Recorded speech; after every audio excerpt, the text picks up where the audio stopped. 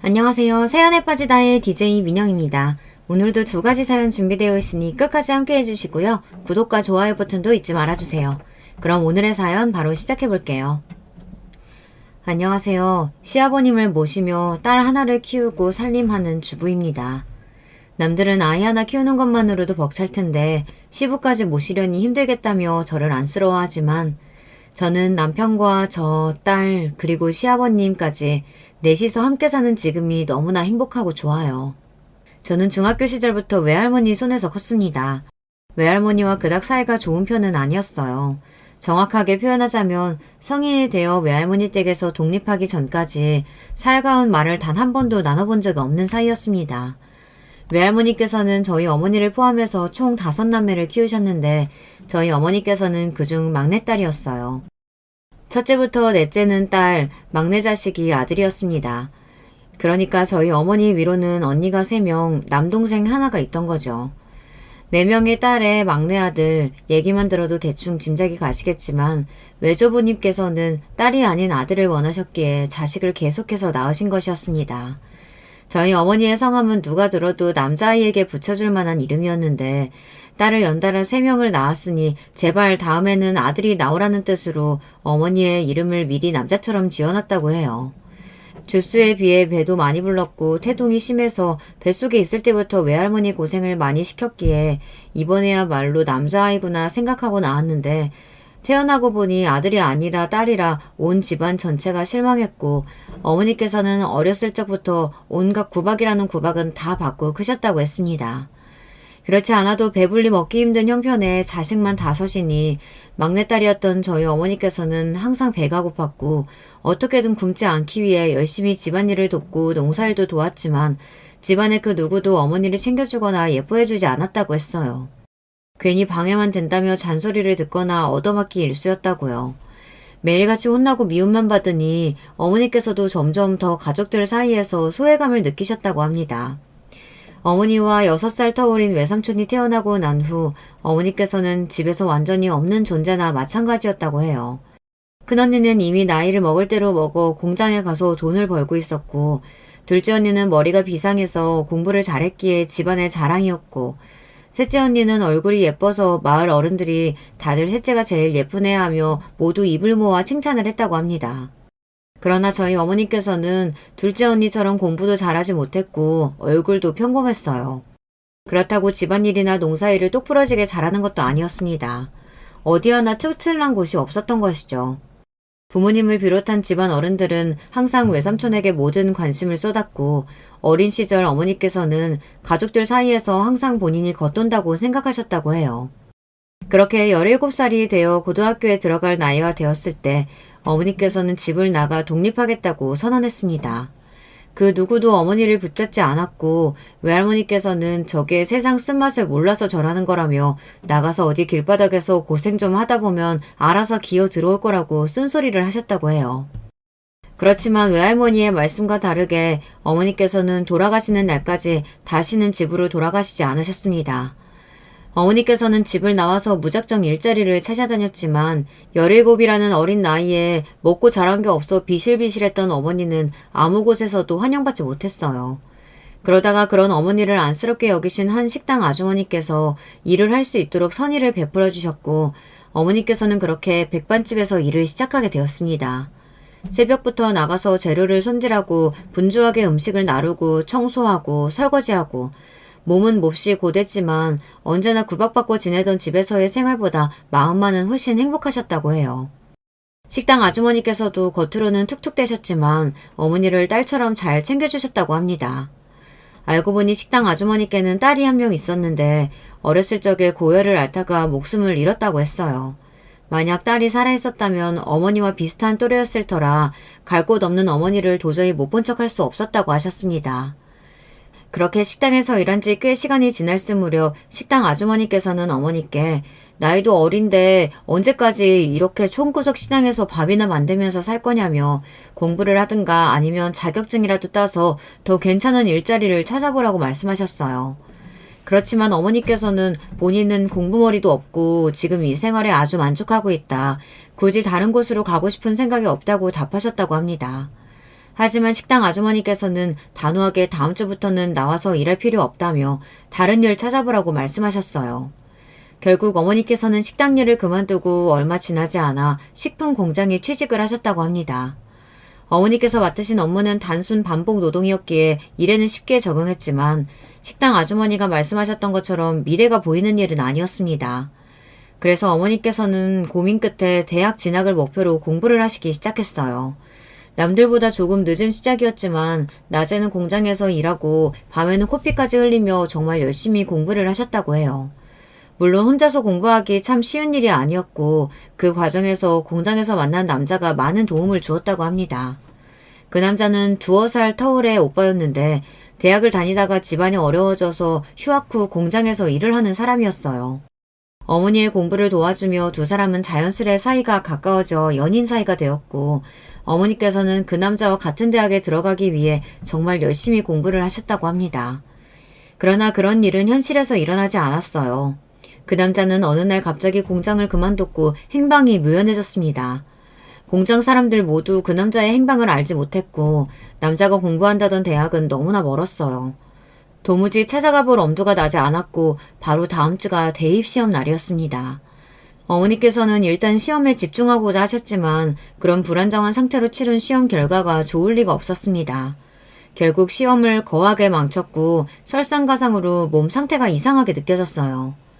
네, 눈치가 빠른 분들은 어느 정도 예상하셨겠지만 그 남자가 바로 저의 친아버지고 당시 어머니는 저를 임신하신 지 무려 2달 가까이 된 상태였다고 합니다. 지금까지 드린 이야기는 모두 저희 어머니께서 돌아가시기 전 병원에서 당시 15의 나이였던 제게 해주셨던 말들이에요.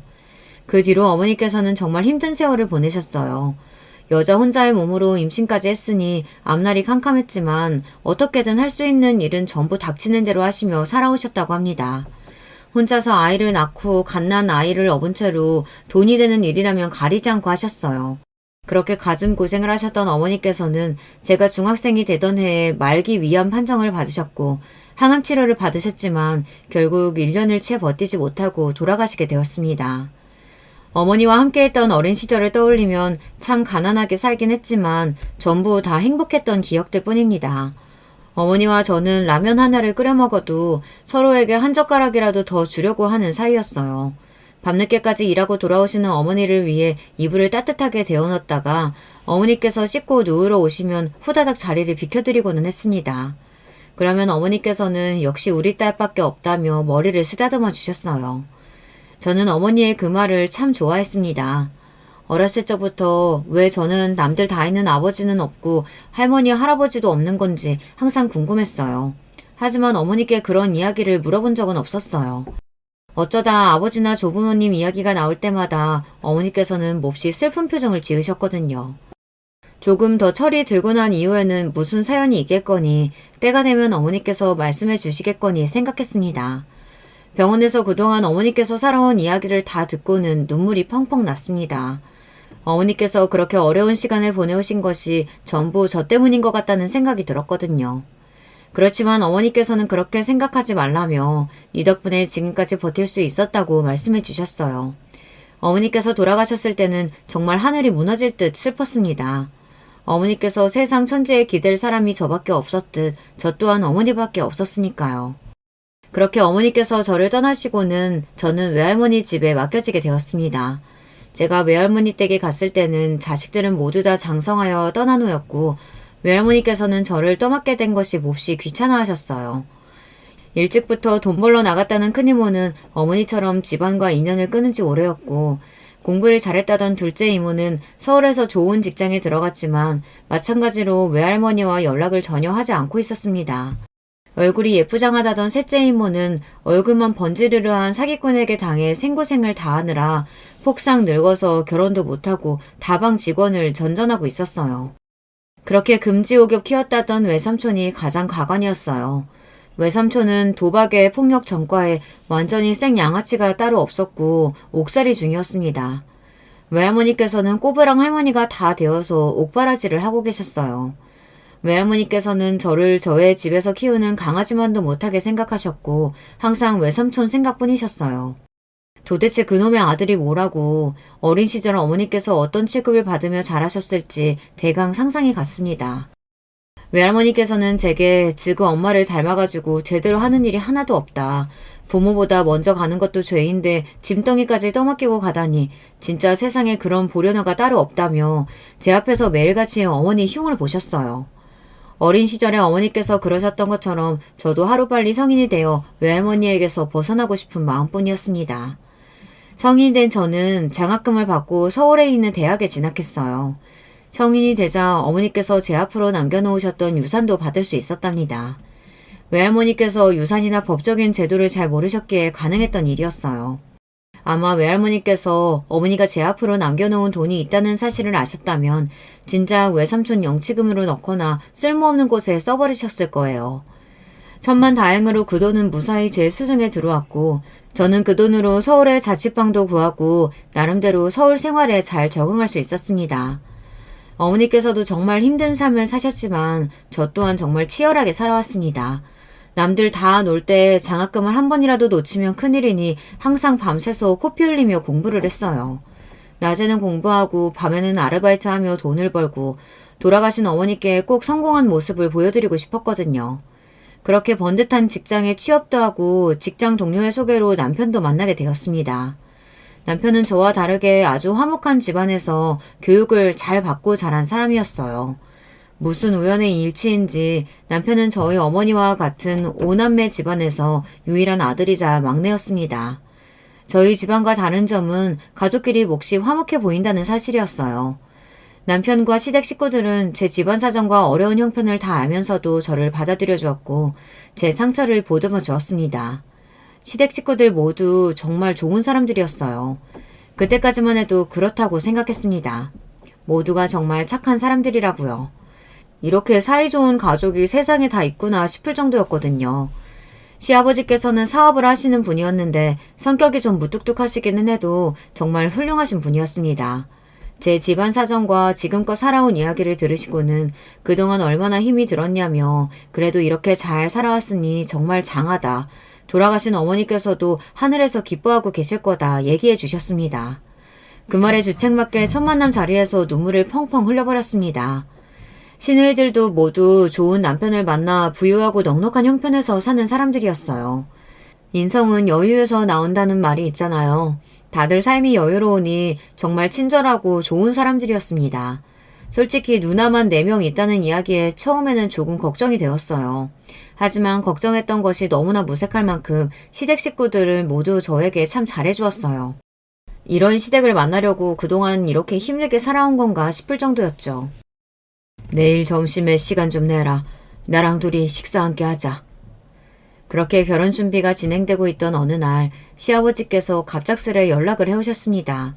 남편 없이 단둘이서 만남이라니 뭔가 불안한 마음이 들었습니다. 혹시 이제 와서 마음이 바뀌신 건 아닌가. 그동안은 불쌍해서 참고 넘어갔는데 아무리 생각해도 나 같은 여자를 며느리로 맡기에는 성에 차시지 않는 건가. 이런저런 생각을 하며 불안한 마음으로 자리에 나갔는데 시아버지께서는 제 앞에 하얀 봉투를 하나 내미셨습니다. 이거 결혼 준비하는데 보태 써라. 시아버지께서는 네 경제 사정 뻔히 알고 있으니 대부분 우리 쪽에서 준비하겠지만 그래도 어떻게 받기만 하고 있겠냐. 너도 자존심 좀 세우고 그래야지. 이런 말씀을 하시며 본인이 줬다 말하지 말고 결혼 준비하는데 보태 쓰라며 1,000만 원이라는 거금을 주셨습니다. 그렇지 않아도 당시 제 수중에 있던 돈은 당시 살고 있던 작은 원룸의 보증금과 아등바등 살며 저축해놓은 푼돈이 다였어요. 너무나 감사하고 죄송한 마음에 차마 고개조차 제대로 들지 못하고 있는데 시아버지께서는 본인이 결혼하실 적 이야기를 해주셨어요. 시부모님께서는 굉장히 금슬이 좋은 부부셨다고 해요. 시아버지께서는 젊은 시절 시어머니께 반해 시어머니를 졸졸 쫓아다니다가 결혼에 성공하셨다고 합니다. 당시 시어머니께서는 동네에서 소문난 부잣집 고명딸이었지만 시아버지께서는 노가다판에서 일하던 가난한 젊은이였어요. 당시 시어머니 집안에서는 시아버지를 완전히 도둑놈 취급하며 끝까지 사위로 인정해주지 않으셨고 두 분은 함께 고향을 떠나 타지에서 결혼 생활을 시작했습니다. 그 뒤로 시아버지께서는 건설 쪽으로 사업을 시작해 승승장구했고 금슬이 좋았던 두 분께서는 계속해서 자식을 낳았어요. 낳다보니 4명이 되고 4명 연속 딸이 나오니 두 분 다 몹시 신기하셨다고 하더라고요. 시아버지께서는 이제 나이도 있고 시어머니께서 원래 몸도 약하셨던 분이라 4명이면 충분하다. 그만 낳자 말씀하셨지만 시어머니께서는 나중에 나이 들어서 당신이랑 편먹을 아들 하나는 있어야지. 딸만 있으면 당신 쓸쓸해서 안 된다. 아이를 또 가지자고 하셨고 막내는 정말 아들이 나왔다고 합니다.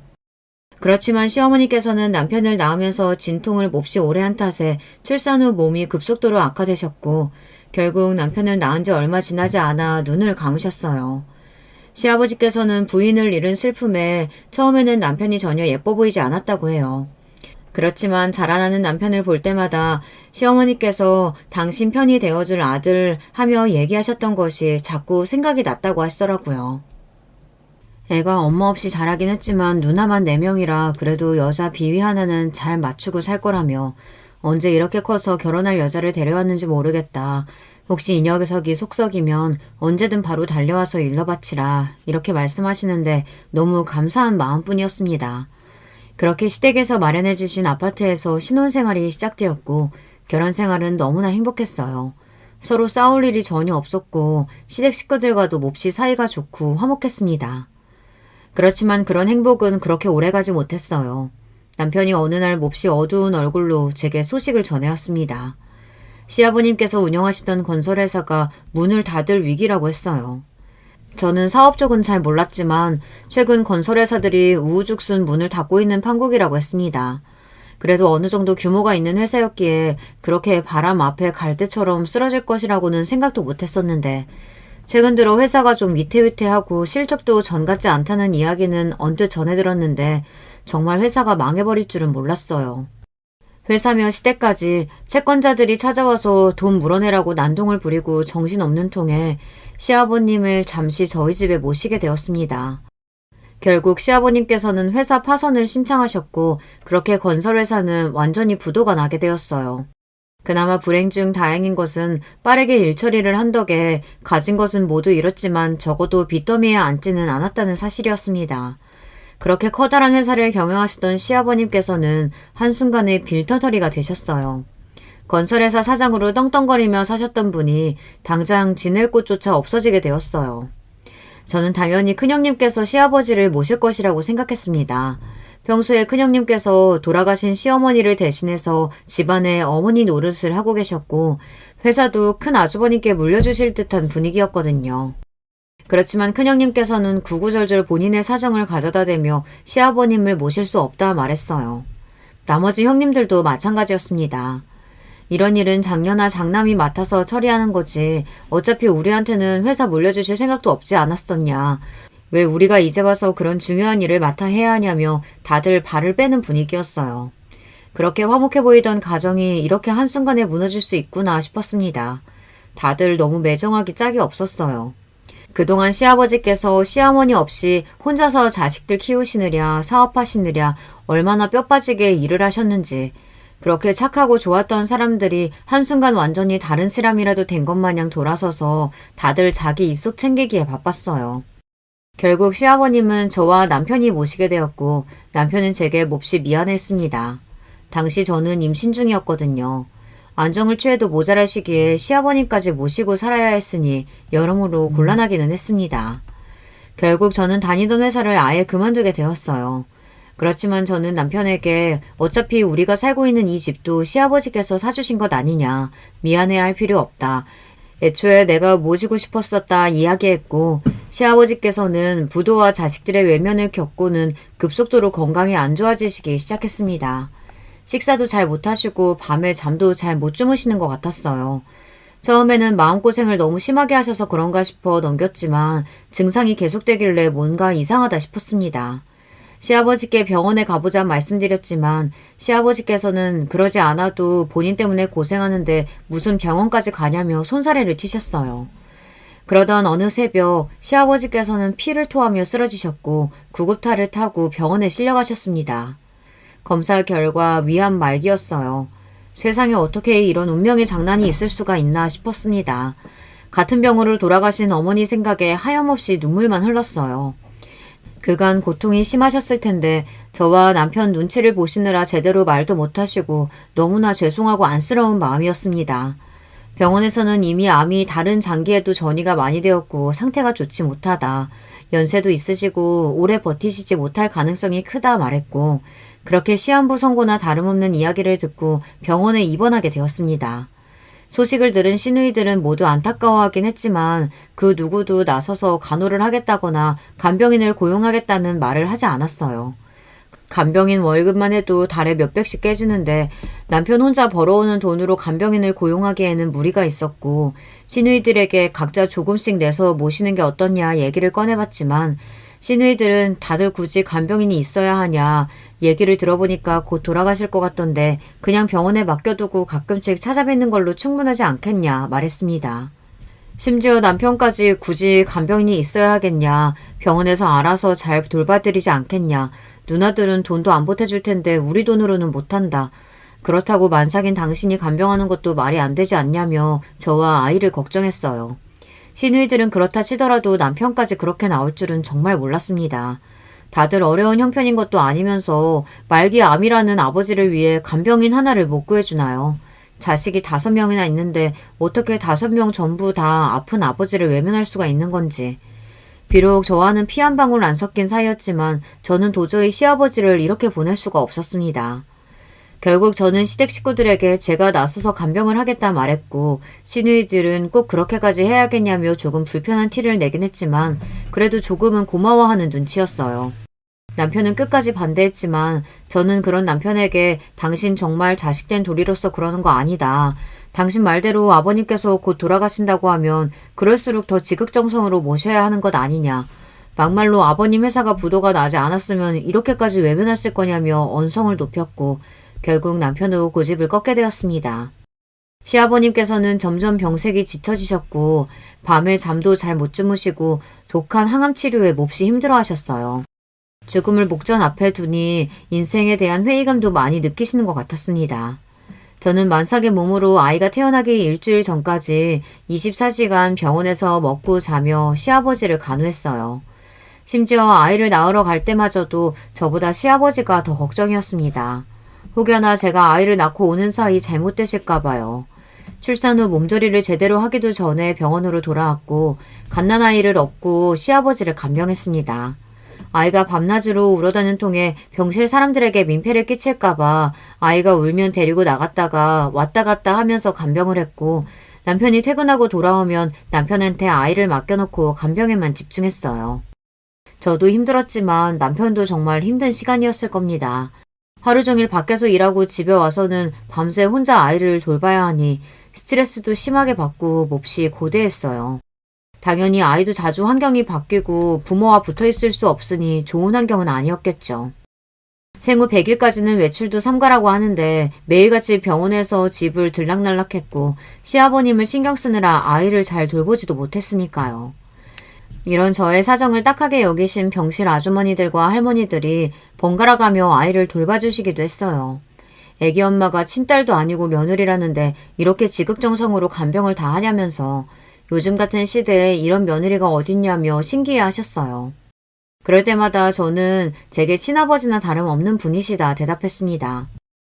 살 날이 얼마 남지 않았다는 병원의 말과 다르게 시아버지께서는 독한 항암 치료를 오랜 기간 동안 잘 버티셨어요. 딸아이가 2돌이 되었을 무렵 의사 선생님께서는 아버지의 상태가 많이 호전되어 수술을 진행해 볼 수 있을 것 같다는 이야기를 꺼냈습니다. 전혀 예상치도 못했던 일이라 몹시 기쁘면서도 고민이 되었어요. 시누이들은 그렇지 않아도 쇠약하신 몸으로 간신히 버티고 계실 텐데 그런 큰 수술을 무리해서 해봤자 돌아가실 날만 앞당기는 거라며 모두들 시아버지의 수술을 반대했습니다. 말로는 시아버지를 위하는 척 했지만 딱 봐도 지금껏 나 몰라라 하다가 수술에 성공해서 아버님께서 기적처럼 회복하시게 되면 아버님을 뵐 면목이 없어서 그러는 것 같았어요. 남편도 수술 이야기에 회의적인 반응을 보였습니다. 수술한다고 완치되는 것도 아니고 아버지 연세에 좀 무리인 것 아니냐. 당신 지금도 힘든데 만약 수술 실패하고 아버지 몸만 더 안 좋아지시면 간병하기 얼마나 힘들겠냐. 그냥 남은 시간 동안 최대한 편하게 지내다 가실 수 있도록 모시다가 보내드리자 말했어요. 하지만 저는 애초에 저희들에게 선택권이 있는 일이 아니라고 생각했어요. 수술을 받는 건 저나 남편 시누이들이 아니고 시아버님 본인이셨으니까요. 시아버지께서는 수술을 받고 싶어 하셨어요. 이런 상태로 더 오래 살아봤자 뭐하겠냐. 차라리 수술을 받고 실패하면 그냥 깔끔하게 죽으련다. 더 이상 이렇게 너희한테 민폐 끼치는 것도 싫고 자식들한테 짐덩이로 살다가 죽고 싶지 않다. 할 수 있는 건 다 해보고 싶다 하시면서요. 결국 제가 박박 우긴 탓에 수술 날짜를 잡게 되었습니다. 큰형님께서는 도대체 왜 그렇게까지 하는 거냐. 옳게 그렇게 한다고 아버지한테 물려받을 유산 하나 없다. 옳게 아이도 있는데 아이 생각은 안 하냐. 옳게가 우리 아버지 친아버지처럼 생각해주고 잘해주는 건 고마운데 옳게가 그러면 우리 입장은 도대체 뭐가 되냐 따졌고 저는 그런 시누이들에게 시아버지께서도 수술을 받고 싶다고 하셨고 저는 그저 제 도리를 하는 것뿐이다. 제가 언제 형님들께 왜 시아버님한테 관심이 없냐 한 번이라도 뭐라고 한 적 있느냐. 저는 돌아가신 어머니 생각이 나서라도 도저히 시아버지 못 본 채 못하겠다. 뭐 얻으려고 이러는 거 아니다. 돌아가시고 나서 후회하기 싫어서 이러는 거다. 제 입장을 구구절절 말씀드렸습니다. 제 말에 큰형님께서는 몹시 기분 나쁜 티를 내며 이렇게까지 이야기했는데도 그렇게 끝까지 위선적인 척 착한 척을 해야겠냐며 자리에서 일어나셨어요. 전 그런 큰형님을 붙잡으며 착한 척하는 게 아니다. 전 정말 이대로 시아버지가 돌아가시면 제 스스로의 행동에 너무 후회가 될 것 같아서 그런 거다. 형님들 입장도 이해가 간다 설명을 했지만 아무 소용이 없었습니다. 큰형님께서 다른 형님들께 어떻게 이야기를 전했는지는 모르겠지만 그날 이후로 시누이들은 전부 저를 멀리하기 시작했어요. 아마 본인들도 시아버지께 자식된 도리로 제대로 하지 못한 것에 대한 마음 한구석에 죄책감이 있었던 거겠죠. 차라리 모두들 예외 없이 눈 가리고 아웅하며 시아버지께서 돌아가실 때까지 한통속이 되어 기다렸다면 마음이 조금 편했을 텐데 말이에요. 시누이들 눈에는 굴러들어온 돌인 제가 주제 넘게 나서 분위기를 망치고 있었던 것이나 다름없었던 거예요. 그렇지만 저는 제 뜻을 굽힐 생각이 없었습니다.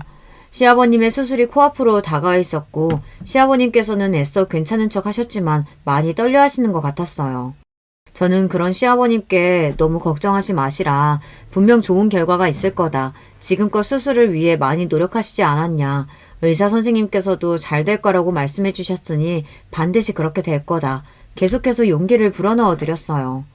수술 결과에 의사의 실력도 많은 영향을 끼치겠지만 수술을 받는 환자의 의지도 큰 영향을 끼친다고 생각했거든요. 그렇게 수술을 반대하던 시누이들은 수술 전날 밤 병원에 찾아와서 시아버님의 손을 붙잡고는 너무나 천연덕스러운 얼굴로 수술의 성공을 기원했어요. 기가 차다 못해 어이가 없을 지경이었지만 그래도 찾아오지 않는 것보다는 나았으니 굳이 딴지를 걸지는 않았습니다.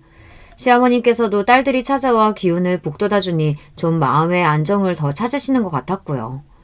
길다면 길고 짧다면 짧은 1년여간의 간병기간 동안 심적으로나 신체적으로나 고생을 참 많이 했지만 한 번도 시아버님을 원망해 본 적이 없었어요.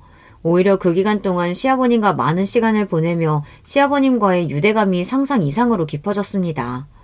시아버님께서는 정말 훌륭하신 분이었어요. 긴 세월 동안 평생을 본인보다 가족, 그리고 회사 직원들, 본인이 책임져야 할 사람들을 생각하며 살아오신 분이었습니다. 새벽 내내 울어대는 아이를 안고 병실 밖으로 나가 한참 달랜 후 겨우 돌아오면 시아버님께서는 뜬 눈으로 저를 기다리고 계셨어요. 왜 주무시지 않고 일어나 계시냐 물으면 이상하게 네가 자리에 없으면 눈이 떠진다고 하더라고요. 그런 새벽 시간마다 시아버님께서는 조근조근 본인이 젊었을 적 이야기를 해주셨어요. 처음 회사를 열었을 때 이야기, 첫 계약을 따냈을 때의 이야기, 시어머님과 있었던 즐거운 추억들과 남편이 어렸을 적 사고를 쳤던 이야기들. 그러다가 시아버님께서 갑작스레 고통을 호소하시면 급하게 일어나 간호사를 불러오기도 했고 시아버님이 진통제를 맞고 겨우 잠에 드시면 그 앞에서 소리죽여 울기도 했습니다. 시아버님께서 제게 해주셨던 이야기 중 가장 기억에 남는 이야기는 시아버님의 친구분과 관련된 사연이었어요. 시아버님께서는 어렸을 적부터 동고동락하며 아주 가까이 지냈던 친후분이 한 분 계셨는데 시아버님께서 건설회사를 처음 열 때 도움을 많이 받으셨다고 해요. 서로 어려운 일이 생기면 본인의 일처럼 나서서 돕고 지내던 사이였는데 어느 날 친구분이 큰 어려움에 처하게 되어 시아버님께 거액의 돈을 빚지게 되었다고 합니다. 시아버님께서는 차용증조차 써주지 않고 돈을 흔쾌히 빌려주셨다고 해요. 그만큼 신뢰가 있는 사이였고 설령 돈을 돌려받지 못하더라도 괜찮았다고 생각하셨다고 합니다. 그렇게 돈을 빌려주고 얼마 지나지 않아 그 친구분은 거짓말처럼 행방이 모연해졌다고 해요. 시아버님께서는 돈을 잃었다는 슬픔보다 가족같이 여기던 친구 한 명을 돈 때문에 잃었다는 사실이 몹시 가슴이 아프셨다고 하셨어요. 이렇게 생사의 기로에 놓여 언제 죽을지 모르는 처지가 되니 요즘 들어 그 친구가 더 자주 생각이 난다면서 돈을 갚지 않아도 좋으니 어떻게 지내는지 살아는 있는지 소식이라도 알고 싶다고 말씀하셨어요.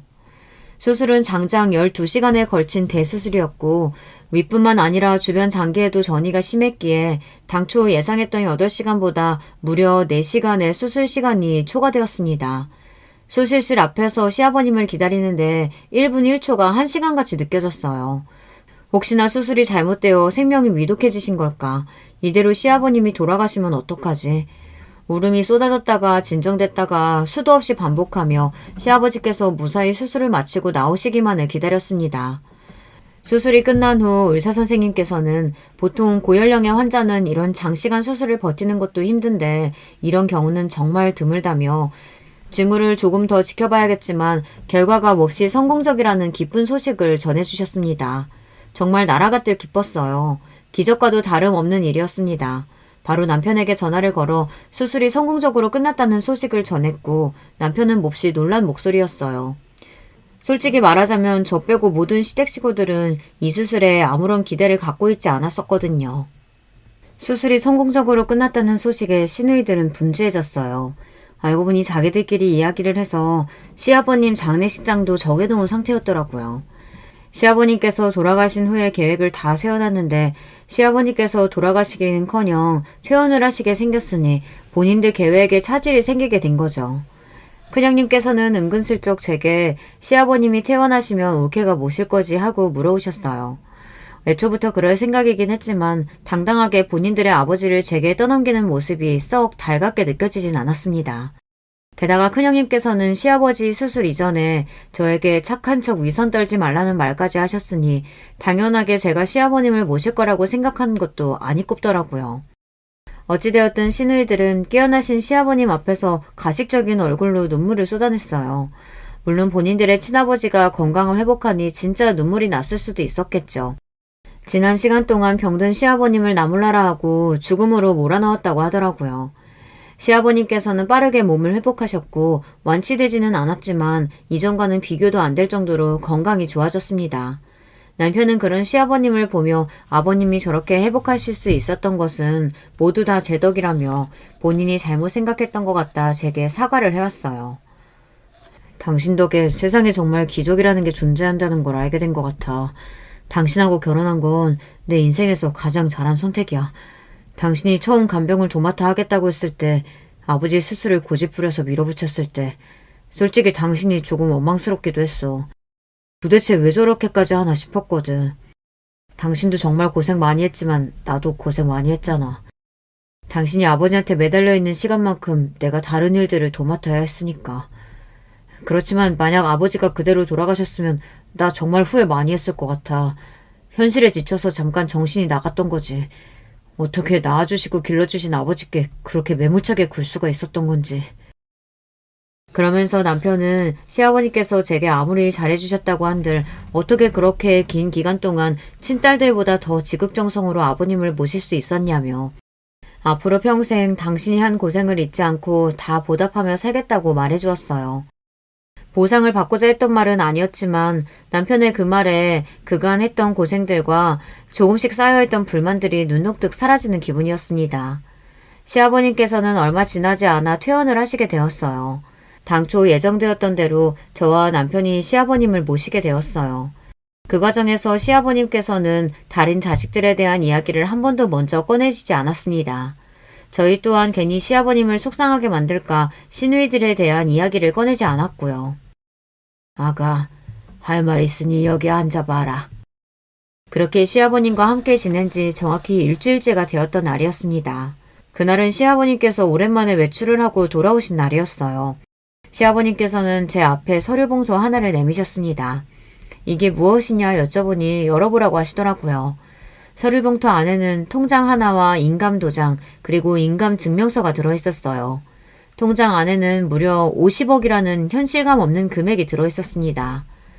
비밀번호는 네 남편 생일이다. 마음대로 사용해라. 그동안 고생 많았다. 아버님, 이런 큰 돈이 어디서... 저 이런 거 못 받아요. 돈 받으려고 한 거 아니에요. 너 주려고 받아온 거야. 잔말 말고 가져가 써라. 네? 절 주려고 받아오셨다니 그게 무슨 말씀이세요?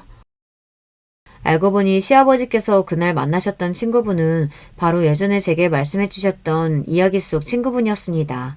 시아버지께서 수술을 앞두고 계시던 어느 날 제가 잠시 자리를 비운 사이 친구분이 시아버님을 찾아오셨던 것이었어요.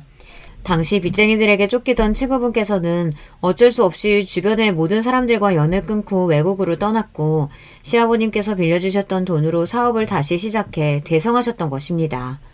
그러나 오랜 친구에게 아무 말 없이 연락을 끊고 도망쳤다는 죄책감에 성공한 후에도 시아버님께 다시 선뜻 연락을 할 수가 없었다고 해요. 그렇게 평생 시아버님과의 일을 마음의 짐처럼 여기며 살아오시다 시아버님의 회사가 부도났다는 소식을 듣고는 한국으로 돌아와 행방을 찾아다니셨다고 합니다. 그렇게 시아버님께서 입원하신 병원을 찾게 되었고 두 분은 30여 년 만에 만나 그간의 회포를 풀게 되었던 것이었어요. 시아버님께서는 이제라도 소식을 알고 얼굴을 봤으니 되었다며 예전에 빌려줬던 돈은 이미 내 손을 떠난 지 오래라고 생각한다. 목숨이 왔다 갔다 하는 마당에 돈이 무슨 소용이냐, 돌려줄 필요 없다 거절을 하셨다고 해요. 그러나 수술이 대성공으로 끝나고 난 후에 우연히 보게 된 제 손등이 처음 시집왔을 때와 다르게 자글자글 주름으로 가득 차 있었고 그 모습을 보고는 참 많은 생각이 드셨다고 해요. 그렇게 시아버님께서는 퇴원 후 일주일간 고민을 하시다 결국 친구분께 다시 연락을 해 돈을 받아오셨다고 합니다. 내 친구가 이제라도 다시 내 앞에 나타난 게 다 하늘의 뜻인 것 같다. 그동안 고생한 너한테 뭐라도 지어줄 수 있도록. 이렇게라도 해야 내가 남은 시간 동안 너를 볼 낯이 생기지 않겠냐. 저는 끝까지 돈을 거절하며 보상을 바라고 한 행동이 아니었다. 아버님께서 이렇게 건강하게 태어나신 것만으로도 충분하다 말씀드렸지만 시아버님께서는 기어코 제 손에 통장을 쥐어주셨습니다. 혹시 내서 말인데 네 시누이들한테는 말할 필요 없다.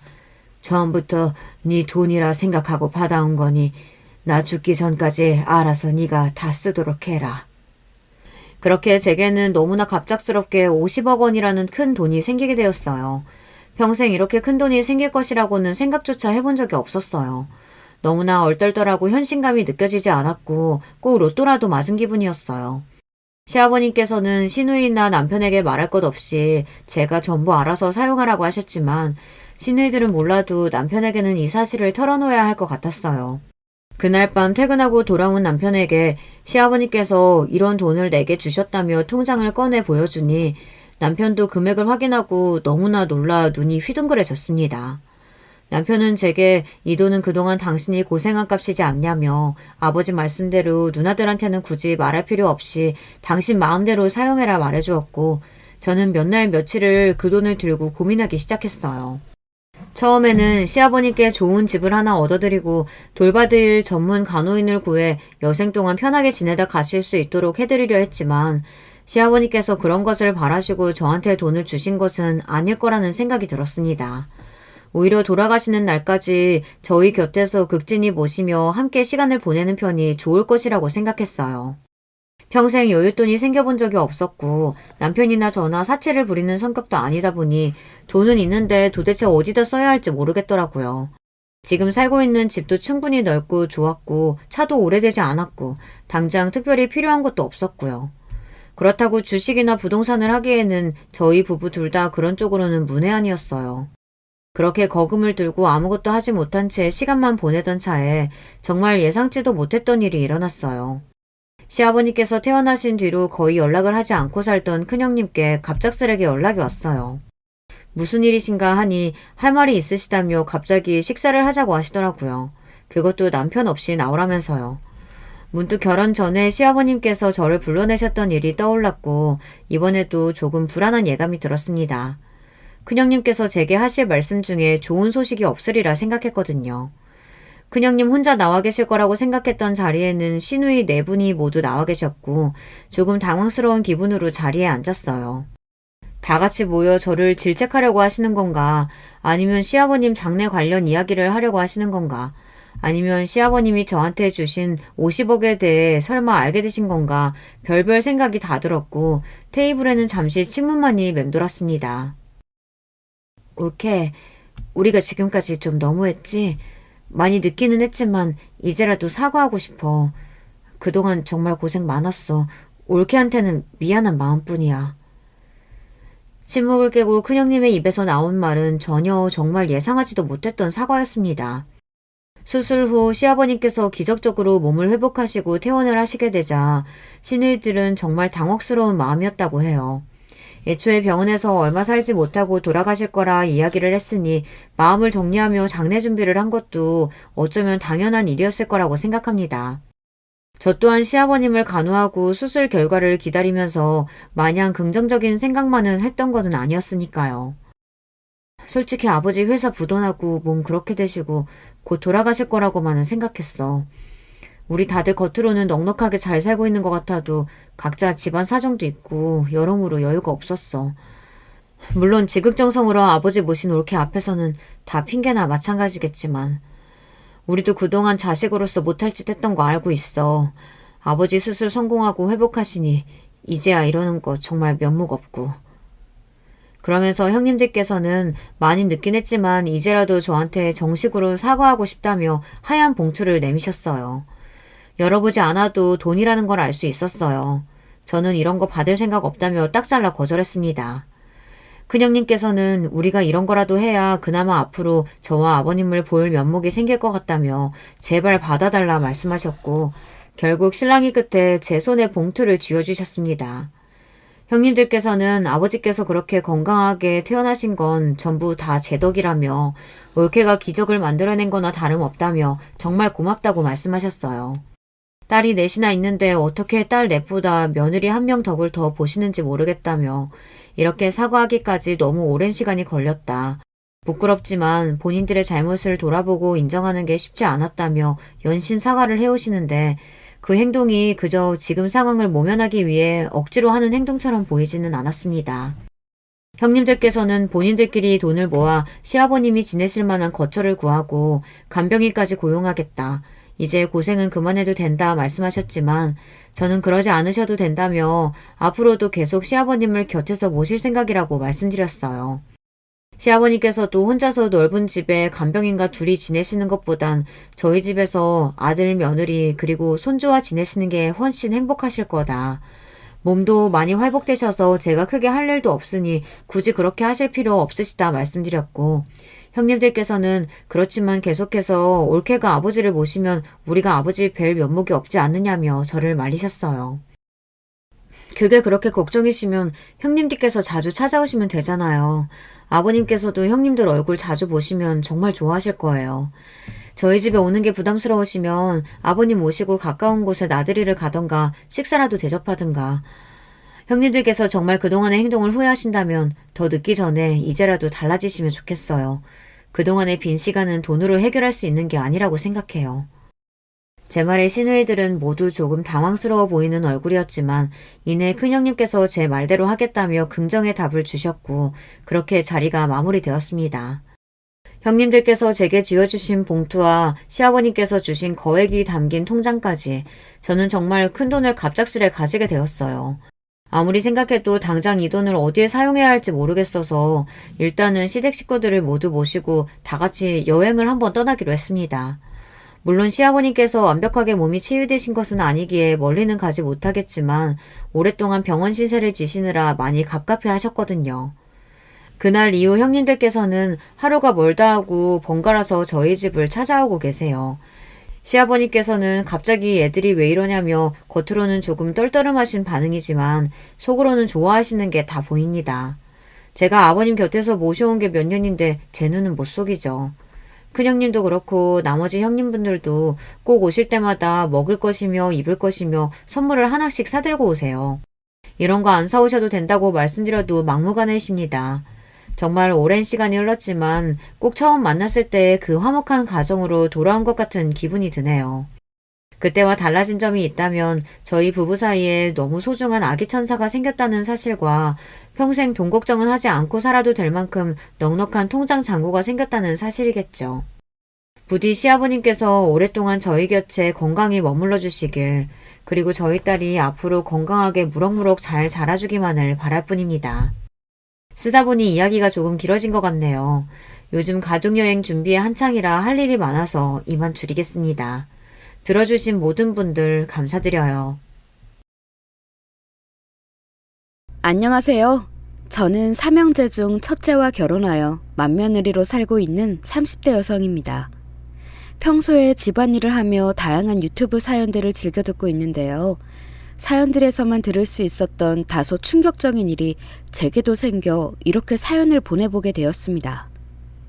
제가 처음 결혼했을 당시에만 해도 저희 시부모님의 사이는 꽤 좋았던 편이었어요.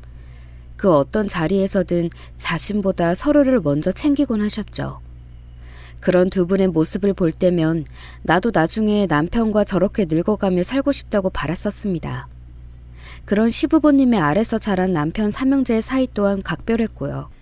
저와 남편의 결혼 몇 년 후 둘째 도련님과 막내 도련님도 차례대로 결혼을 하였고, 동서들 또한 도련님들을 닮아 무난한 성격들이라 저와 사이좋게 잘 지낼 수 있었습니다. 그리고 시어머니는 시아버지와 당신의 아들들 뿐만이 아닌 저와 동서들에게도 아주 다정하고 살갑게 대해주셨어요. 특히 어릴 적 엄마를 일찍 여인 저에게는 마치 친엄마처럼 잘해주셨죠. 결혼 생활 동안 친정엄마의 부재가 느껴질 때면 어떻게 하시곤 저와 따로 데이트 자리를 만들기도 하시고, 본인이 제 친정엄마인 양 아들인 남편보다 저를 더 챙겨주셨거든요. 시부모님 두 분의 사이가 틀어지기 시작한 것은 시어머니가 황혼 취업을 하신 이후부터였어요. 작지만 탄탄한 사업을 하시던 시아버지 곁에서 평생 전업주부를 사셨지만 더 늙기 전에 경제활동을 해보고 싶다며 시어머니는 60대 초반의 나이에 어렵게 건물 청소 일을 구하셨습니다. 시어머니의 연세가 적은 편은 아니어서 건강이 괜찮으실지 조금 걱정이 되었지만 젊었을 적 운동도 꾸준히 하셨고 연세 대비 정정하셨던 터라 괜찮겠지 생각했습니다.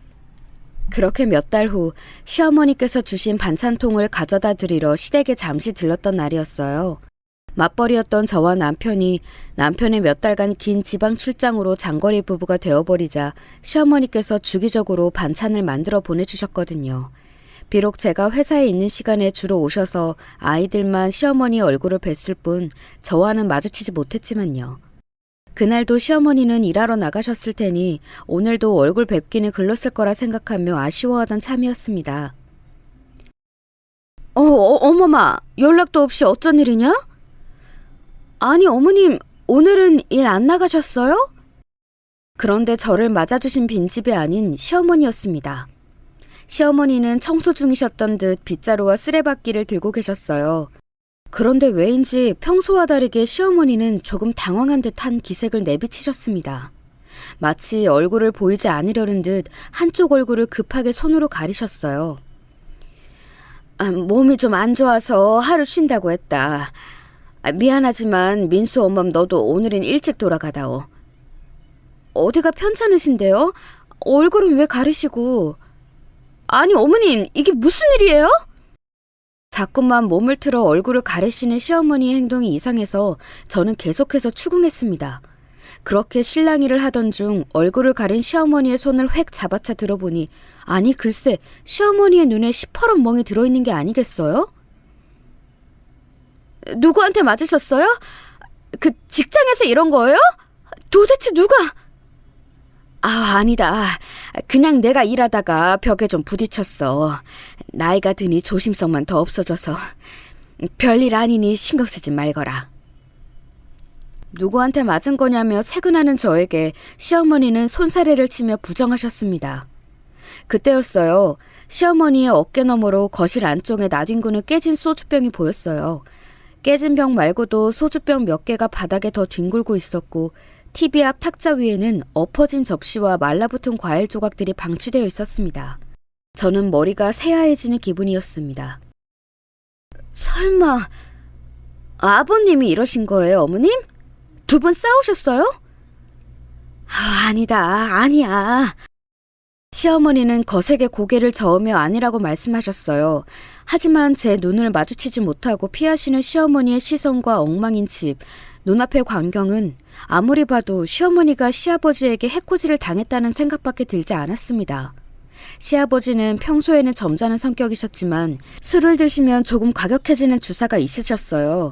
그게 물리적인 난폭한 행동이나 욕설처럼 가학적인 말로 표출된 적은 없어 가족들은 그저 술을 많이 드시면 흥분하는 성격이거니 하고 생각했는데 시어머니 얼굴을 보니 사태가 심각해 보였습니다. 어머님, 이건 무작정 아니라고 하실 일이 아닌 것 같아요. 민수 아빠에게 말해야겠어요. 아니다, 어버마. 그러지 말거라. 부탁이다. 이 감목 며칠이면 가라앉는데 굳이 아범 속 시끄럽게 할 일 없다. 시어머니는 오히려 흥분한 저를 말리셨습니다. 하지만 시어머니의 말에 저는 머리를 한 대 더 맞은 것 같았습니다. 며칠이면 가라앉는다니 너무 익숙한 듯한 말투였어요. 그건 시아버지의 행동이 하루 이틀이 된 것이 아니란 소리 아닌가요? 시어머니께서 자식들에게 말도 못하고 고통을 당하고 있었다고 생각하니 정말이지 눈물이 왈칵 차올랐습니다. 평소 바쁘다는 핑계로 시댁에 자주 왕래하지 못한 제가 원망스럽고 시어머니의 사정을 눈치채지 못했다는 사실에 정말이지 홍수 같은 죄책감이 밀려왔어요. 어머님, 일단 저희 집으로 가요. 당분간 저희 집에서 지내시는 게 어때요? 저는 주책 없게도 눈물을 뚝뚝 떨구며 시어머니에게 이 집에서 나오시라 말했습니다. 그러자 시어머니는 고개를 나지막이 가로저으며 나는 괜찮다. 이런 모습을 보여 괜히 어멈 네 마음을 시끄럽게 만들었구나. 미안하다. 아이들이 걱정할 테니 미안하지만 이건 너 혼자만 알고 있어다오. 누가 누구에게 미안하다는 건지 시어머니는 재차 저에게 미안하다는 말을 하셨습니다. 그럴수록 죄책감과 시아버지에 대한 분노는 점점 커져갔어요. 누구보다 착해 빠진 시어머니에게 이런 일이 생기다니요. 제가 얼마나 분통이 터졌는지 여러분은 짐작하시겠나요? 당장이고 시아버지에게 전화를 걸어 화를 분출하고 싶었지만 시어머니의 간곡한 만류에 저는 못 이긴 척 시댁에서 나와 집으로 향했습니다. 같이 저희 집으로 가자는 제 말을 시어머니는 끝까지 거절하셨어요. 왜 그렇게 고집이신 건지, 자식들에게 이런 모습을 보이기 싫으셔서 그런 건지 정말 속이 상해 집으로 차를 운전하는 동안 내내 눈물이 앞을 가려 혼이 났습니다. 거기에다가 도저히 이 상황이 이해가 가지 않아 더욱 운전에 집중을 할 수가 없었어요.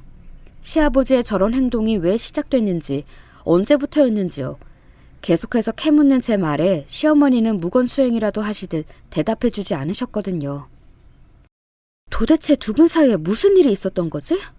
사이가 그렇게 좋으셨는데 어머님이 무슨 잘못이라도 하신 걸까? 이상하다. 분명 몇 달 전 어머님 생신 때까지만 해도 사이가 참 좋으셨는데 심하게 다투기라도 하셨나? 바로 다음 주 저는 직장에 휴직계를 냈어요.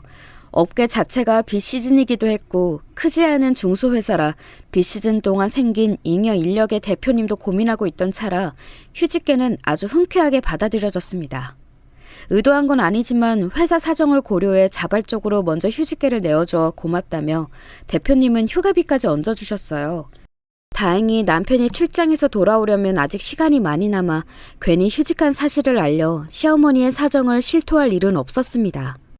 당장은 말 못하더라도 시어머니의 일이 어떻게든 정리가 되면 그때 남편에게 말을 해야겠다 생각했어요. 휴직계를 낸 후 저는 일주일에 두세 번은 시댁에 찾아갔습니다. 갈 때마다 매번 그런 것은 아니었지만 시어머니가 시아버지에게 맞은 흔적은 심하진 않아도 종종 발견할 수 있었어요. 아주 가끔 터진 입술이나 늘어난 티 아래로 드러난 목덜미의 멍자국, 반바지를 입으셨을 때 슬쩍 보이는 허벅지의 피멍 등으로요. 시아버지는 제가 처음 발견한 날과는 달리 티가 나지 않도록 얼굴은 잘 때리지 않는 것 같았어요. 제가 휴직한 사실을 시어머니에게 말하지 않았던 터라 늘 퇴근하고 온 척을 하러 저녁에 시댁으로 갔었는데 몇 번은 일찍 퇴근한 시아버지를 마주친 적이 있었습니다. 물론 표정 관리가 잘 되지 않아 애를 먹었지만요. 큰 며느라기 왔냐? 밥은 먹었어? 네, 아버님. 안녕하세요. 오늘은 일찍 퇴근하셨네요. 제가 시어머니에 대한 사실을 아는 걸 전혀 모르는 눈치였어요. 애써 태어난 척했지만 평소처럼 살가운 인사말을 건네진 못했죠. 먹는 등 마는 등 불편했던 시부모님과 저 셋이 함께한 저녁 식사 자리에서도 달라진 두 분의 관계는 확연히 티가 났습니다. 서로 물을 먼저 떠다주고 네가 먼저, 아니 당신이 먼저 하며 사랑스러운 옥신각신을 하던 모습은 온데간데 없이 침묵만 감돌았으니까요. 시아버지는 시어머니를 때린다는 사실 외에 두 분의 소원해진 관계를 숨길 생각은 딱히 없어 보이는 듯 했습니다. 시아버지는 시댁에서 저와 마주쳐도 딱히 식사를 하자는 권유는 하지 않으셨어요. 아니, 저와의 식사를 피하셨다기보다는 아예 시어머니와 식사 자리를 갖지 않으려 하시는 것 같았습니다. 시어머니는 몸과 마음이 힘든 와중에도 건물 청소 일을 꾸준히 하셨어요. 저는 시어머니가 아무도 없거나 있어도 사이가 소원해지다 못해 술을 드시며 가학적인 행동까지 휘두르는 시아버지와 함께 사는 그 집에 하루 종일 갇혀 계시기보다 오히려 일이라도 다니고 있다는 사실이 다행이라고 생각했어요. 시어머니도 그 편이 낫다는 것을 알기에 더욱 열심히 일을 다니신다고 생각했습니다. 시어머니의 전화를 한 통 받기 전까지는요. 네, 어머님. 어쩐 일이세요? 일하는 중은 아니니? 전화 받을 수 있냐? 집안일을 하던 중이었지만 저는 시어머니에게 일하는 중이지만 괜찮다고 거짓말을 했습니다. 하루하루 어두워지시는 시어머니였지만 그날은 평소보다 더 목소리가 좋지 않으셨어요. 게다가 바로 전날에도 시댁을 다녀왔던지라 하루 사이에 무슨 용건이 생기셨나 싶기도 했고요. 아니나 다를까 막상 제게 전화는 걸었지만 입이 쉽게 떨어지지 않는지 시어머니는 무척이나 뜸을 들이셨습니다. 그게 말이다. 민수 어머마, 혹시 돈을 좀 꾸어줄 수 없겠니? 내 이번 달에 경조사가 좀 많았어서 말이다. 다음 달에 꼭 갚아주마. 아범에게 말하지 말고. 얼마든지 어머님. 그런데 생활비는 아버님께 이야기하시지 않고요? 시어머니는 아무런 대답도 하지 못하셨습니다. 무심코 말을 내뱉은 저는 순간 아차 싶었어요. 시어머니가 악착같이 청소일을 계속 다니셨던 이유를 깨달은 거죠. 시아버지께선 시어머니를 때리실 뿐만 아니라 생활비조차 끊으신 겁니다. 두 분의 사이가 틀어진 것은 시어머니의 취업 이유가 아닌 그 이전부터였던 거예요. 시아버지가 생활비를 주지 않으셨기 때문에 시어머니는 노년에 태어나서 처음으로 일자리를 애써 구하셨던 거였습니다. 자식들이 걱정할까봐 뒤늦게라도 경제활동을 해보고 싶다는 핑계를 대시면서요. 저는 행여 시어머니가 곤란하실까 급하게 말을 돌리며 얼마나 필요하신지 물었습니다. 시어머니께서 말씀하신 금액은 예상보다는 조금 많은 액수였지만 저는 두말하지 않고 그 자리에서 계좌로 이체를 해드렸어요. 미안하다 어머마. 꼭 이자까지 쳐서 갚으마. 정말 고마워. 그게 무슨 말씀이세요 어머님. 그렇게 말씀하시면 너무 서운해요. 엄마랑 딸 사이인데요. 정 부담스러우시면 그동안 해주신 반찬값이라고 생각해 주세요. 꼭이요. 뭐가 자꾸 미안하고 고맙다는 건지 시어머니는 자꾸만 저를 울컥하게 만들었습니다. 그리고 시어머니가 걱정되어 그날 저녁도 시댁에 찾아갔는데 정말 머리끝까지 화가 치밀어 오르더군요. 글쎄 시어머니께서 희미하게 다리를 절고 계시는 게 아니겠어요? 어머님, 다리는 또 왜 그러세요? 괜한 오해 말거라 어머마. 청소하다 계단에서 살짝 넘어져서 그래. 거짓말하지 마세요. 제가 그동안 몰라서 참고 있는 줄 아세요? 아이, 얼마나 심하게 때렸으면 다리까지 저시는 거예요. 아이, 속상해서 정말. 괜찮다. 나는 괜찮아. 괜찮기는 뭐가 괜찮아요. 안 되겠어요. 역시 민수 아빠에게 말을 해서 우선 어머님하고 아버님을 떼어놓아야겠어요. 저희 집으로 같이 가요, 어머님. 제발요. 저는 시어머니에게 빌다시피 애원했습니다.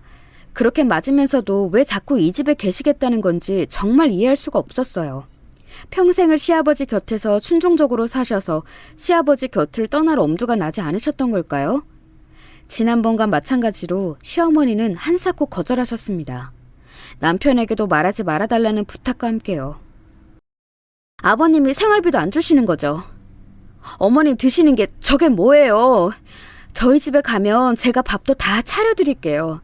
저 휴직해서 시간도 많아요. 민수도 어머님 오시면 정말 좋아할 거예요. 시어머니가 혼자 때우시는 끼니는 매번 흰죽이나 흰밥에 김치, 김이었습니다. 소화가 안 되고 입맛이 없으셔서 그러나 보다 했었는데 어제 시어머니의 전화 내용과 오늘 식탁 위에 차려진 흰죽을 보니 생활비를 아끼시려고 하는 것이 분명해 보였습니다. 혹여 직장 다니는 제가 힘들까 오지 않으시려 하는 걸까봐 저는 그동안 숨겨온 휴직 사실까지 실토했어요. 하지만 시어머니의 태도는 요지부동이었습니다. 시어머니와의 실랑이 끝에 두 손 두 발 닫은 저는 무슨 일이 생기면 반드시 연락하라는 말을 시어머니에게 신신당부하며 못 이긴 척 시댁을 나섰습니다. 하지만 이대로 있을 수는 없었어요. 저는 집에 돌아간 즉시 아들인 민수가 듣지 못하게 안방으로 들어가 동서들에게 전화를 했어요. 내일 시간이 되면 서방님들 몰래 저녁에 잠시들 만나자고요. 평소와 다른 제 목소리에 두 동서는 두말없이 알았다고 대답했습니다. 그렇게 다음날 저녁 우리는 시댁 근처의 한 카페에 모였어요. 형님, 갑자기 무슨 일이세요? 그러게요. 대뜸 모이자고 하셔서 놀랐어요. 그것도 남편과 아주버님들께 비밀로 해달라고 하셔서요. 그게 말이지. 나 사실 요새 휴직하고 시댁에 자주 왕래하고 있어. 어머님 찾아뵙느라고. 예? 휴직이요? 어머니께 무슨 일 있으세요? 저희한테는 아무 말씀 없으셨는데 큰일이라도 난 거예요? 제가 추궁할 때 쉽게 대답하지 못했던 시어머니의 마음이 이랬던 것일까요? 단단히 마음을 먹고 동서들을 불렀건만 입술이 쉽사리 떨어지지 않았습니다. 막상 말하려니 흡사 참담한 마음이 들기까지 했어요. 평화로운 우리 가족에게 균열이 가고 있다고 실토해야 하는 일이니까요. 저는 처음 시어머니 얼굴에서 발견한 푸른 멍, 몸 곳곳의 피멍들, 그리고 절뚝이며 청소일을 하셨을 시어머니의 모습까지 머릿속에 떠올렸습니다. 침을 꼴깍 삼키곤 천천히 그동안 시댁에서 보고 들은 내용들을 동서들에게 말해줬어요. 그런 끔찍한 일이... 형님, 믿어지지가 않아요. 그 아버님이 그렇게 사이가 좋으셨던 어머님을요? 정말이에요? 잘 믿을 수 없는 일인 거 나도 알아. 나도 내 눈으로 봤을 때 두 눈을 의심했어. 심지어 아버님이 어머님에게 생활비조차 주지 않으시는지 어제 나한테 돈까지 빌려달라고 하시더라고. 속상해서 혼났다니까. 예상했던 대로 동서들은 경악을 금치 못했습니다. 그도 그럴 것이 동서들 또한 휴직하기 전에 저처럼 일이 너무 바빴고 심지어 아이들이 아직 어린 터라 몇 달간 시댁에 왕래하지 못했었거든요. 그리고 찾아뵌다고 말한들 시어머니가 굳고 말리셨다고 합니다.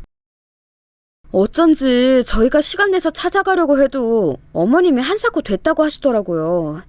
일하느라 어머님이 너무 피곤하시다면서 너희도 힘들 테니 명절이나 되면 보자고요.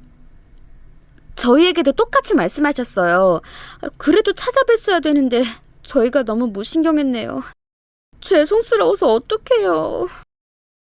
마음 약한 둘째 동서는 눈물을 글썽이기까지 했습니다.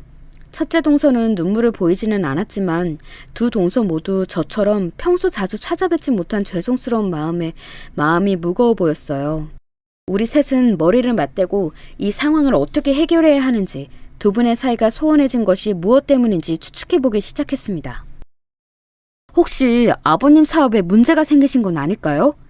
그래서 속상한 마음에 몇 개월 동안 술을 많이 드셨다든지. 그렇진 않았어. 저번 달엔 인터넷에 기사도 났던걸? 동종업계 작은 계열사 하나를 인수했다고 말이야. 활짝 우는 아버님 사진도 같이. 그리고 혹여 속상한 일이 있으셨다고 해도 어머님을 때린다는 건 그 어떤 상황에서도 용납이 안 되는 일이에요. 그것도 그렇지. 시어머니를 억지로 끌어내 우리 집으로 모셔오자던지 돌아가면서 하루 종일 어머님 곁에 붙어 있자던지 등 여러 가지 의견이 나왔지만 뚜렷한 해결책은 보이지 않던 때였습니다. 어머, 저기 아버님 아니에요? 제 맞은편에 앉아있던 동서가 제 어깨 너머를 손가락으로 가리켰어요. 저와 첫째 동서는 고개를 돌려 뒤를 돌아봤습니다. 카페 문으로 시아버지가 막 들어오려던 참이었어요. 혼자가 아닌 웬 머리 긴 중년 여자의 어깨에 손을 올린 채로요. 형님, 아버님이 바람이 나셨나 봐요. 쉿, 다들 조용히 하고 고개 숙여. 너무 놀란 첫째 동서는 말까지 더듬었습니다. 저는 저도 모르게 목소리를 낮추며 동서들에게 숨으라고 손짓했어요. 왠지 시아버지가 우리를 보면 안 될 것만 같았습니다. 그리고 제 예상은 적중했어요. 시아버지와 낯선 여자는 음료 2잔을 들고 숨어있는 우리를 지나쳐 2자리 뒤에 자리를 잡았습니다. 고개를 흘끗 들어 몰래 훔쳐보니 여자는 시아버지의 품에 폭 안긴 채 허리를 껴안고 거의 기대다시피 나란히 앉아 있었습니다. 넓은 공간치고 카페가 시끄럽지는 않았던 터라 두 사람의 이야기는 바로 옆에서 말하듯 선명하게 귓속으로 흘러들어왔어요. 상철 씨, 그래서 상철 씨 집엔 도대체 언제쯤 가볼 수 있는 거예요? 좀만 기다려봐. 아직 전처가 짐을 다 안 뺐어. 이혼했다더니 짐 좀 있어도 내가 가는데 문제가 있는 건 아니잖아요. 설마 나 이혼만 하다가 버리는 거 아니죠? 내가 상철 씨를 위해 무슨 짓까지 했는데요. 앙탈은 기다려봐. 너한테 그 여자와 살았던 흔적을 보여주기 싫어서 그래. 서류 정리도 아직 안 됐고 조금만 더 참을성 있게 기다리라고. 대신 그럼 오늘 당신네 집에서 자고 갈까? 시아버지의 말에 수줍게 까르르 웃는 여자의 웃음소리가 들렸습니다. 우리는 새파랗게 질린 얼굴로 서로 시선을 주고받았어요. 각자 남편들의 아버지인 시아버지의 나쁘끄러운 대화에 정말 어쩔 줄 모르겠더라고요. 그 대화를 끝으로 그들은 입맞춤이라도 하듯 잠시 쪽쪽 소리가 들리더니 이내 자리에서 일어났습니다. 카페 문이 열리고 닫히는 소리가 난 지 한참이 지나자 그제야 우리 셋은 숙였던 고개를 들고 다시 편하게 의자에 앉았습니다. 세상에! 지금 우리가 뭘 본 거예요? 게다가 이미 이혼을 했다뇨? 첫째 형님, 두 분 벌써 이혼 이야기까지 나오신 거예요? 나도 잘 모르겠지만 그건 아닌 것 같아. 어머님이 같이 안 산다고 거짓말을 하신 거 보면, 그리고 벌써 이혼 서류를 내셨다면 그렇게 중요한 일은 우리 남편이나 서방님들에게도 이야기하셨겠지. 저도 굉장히 혼란스러운 상태였지만 시아버지가 불륜녀에게 거짓말을 하고 있다는 것쯤은 유추해낼 수 있었습니다. 그리고 그 여자는 시아버지를 위해 무언가를 한 것 같았어요. 저는 오늘 밤도 아무도 없는 집에서 흰죽을 먹으며 혼자 쓸쓸하게 잠드실 시어머니를 떠올렸습니다. 너무도 시어머니가 가여웠어요. 저런 꼴을 보고도 가만히 있을 수는 없었습니다. 우리가 뭐라도 해보자, 동서들. 시간이 많은 내가 뭐라도 해볼게. 내가 연락하면 동서들이 적극적으로 좀 도와줘. 서방님들한테는 아직 말하지 말고. 나도 민수 아빠한테 이야기하지 않을게. 같은 여자로서 어머님을 도와드려야 되지 않을까? 제 말에 동서들이 고개를 주워겼습니다. 굳이 같은 여자로서 라는 말을 하지 않았더라도 우리 셋 모두 시어머니를 무척이나 좋아했기에 모두 같은 마음이었을 거예요.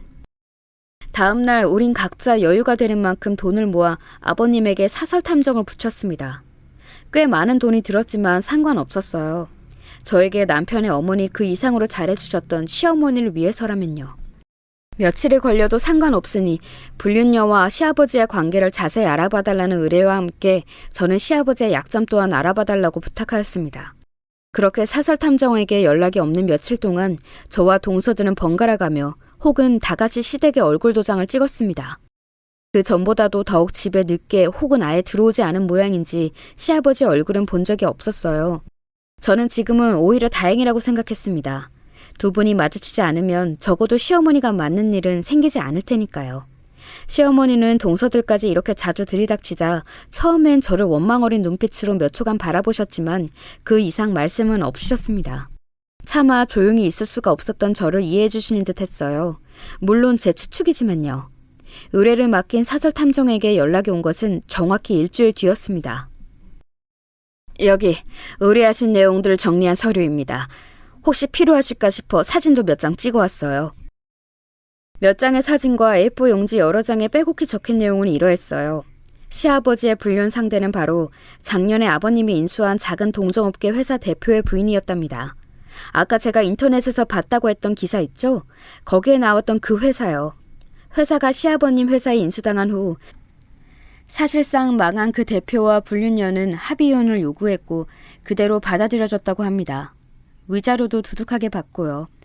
표면상으로는 이혼 이후 저희 시아버지와 불륜을 시작했다고 합니다.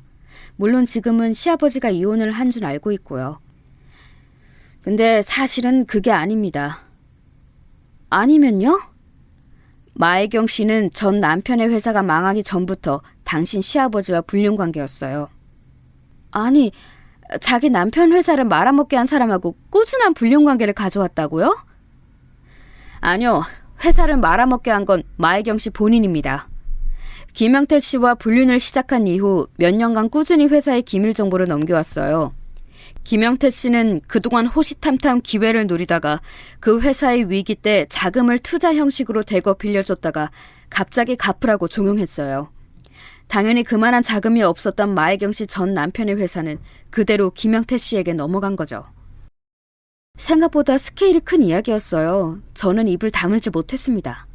뒷내용을 읽어보니 더 가관이었어요. 불륜녀는 시아버지에게 이혼을 종용했고 너무 많은 도움을 받았거니와 불법적인 일을 같이 도모한 불륜녀의 심기를 거스르기 힘들었던 시아버지는 시어머니에게 이혼을 강요하며 뜻대로 되지 않자 술을 마시고 과격한 행동을 취하기 시작했던 겁니다. 그 기간이 길어지자 시아버지는 불륜녀에게 이혼 서류를 내고 이혼 유예 기간 동안 별거 중이라며 거짓말을 했고 불륜녀는 그 말을 철석같이 믿고 있고요. 시어머니는 시아버지의 으름장과 회유, 공격적인 행동과 생활비를 끊는 등의 횡포에도 이혼을 하시지 않고 버티고 계셨던 거고요. 저는 이 사실을 동서들에게 알렸습니다. 생각보다 더한 사연에 동서들도 화를 주체하지 못했어요. 어떻게 아버님이 그러실 수가 있어요? 어머님이 그동안 아버님께 어떻게 내조를 하셨는데요? 근데 어머님은 왜 그 지경이 될 때까지 이혼을 안 해주시는 거래요? 아버님이 땡전 한 푼 없이 내쫓으시려고 했나 봐.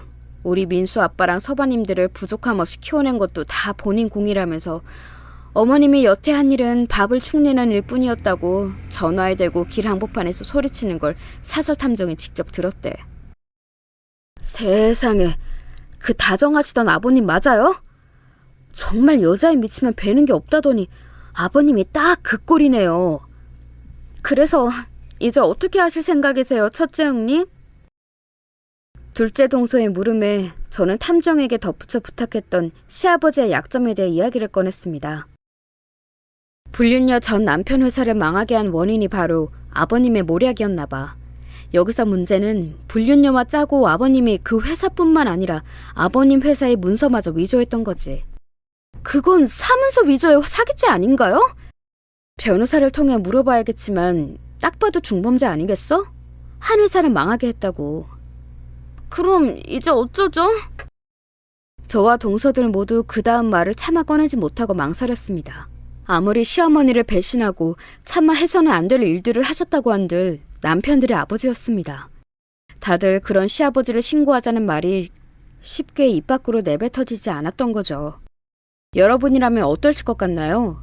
남일이었다면 고민하지 않고 시아버지를 물먹이라며 적극 추천하겠지만 막상 제 일이 되니 선뜻 결정하기가 어려웠습니다.